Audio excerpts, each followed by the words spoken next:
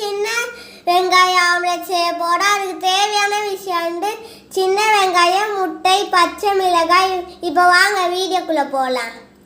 இப்போ நம்ம வந்து பாத்திரம் வச்சுட்டோம். அதில் வந்து தேங்காய் எண்ணெய் ஊற்றின அப்புறம் அந்த தேங்காய் எண்ணெய் நல்லா சூடாகிடும். அப்புறம் வெங்காயம், பச்சை மிளகாய் போட்டு அது நல்லா வறுக்கணும்.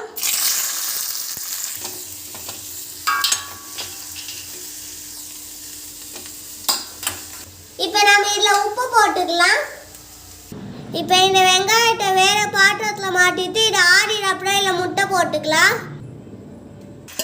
இப்போ நம்ம தோசை கல்லில் தேங்காய் எண்ணெய் ஊற்றிட்டு நம்ம செஞ்ச முட்டை கலக்கியை போட்டுக்கலாம். இப்போ இது மேலே பெப்பர் தூள் போடலாம். இப்போ வாங்க சாப்பிடலாம்.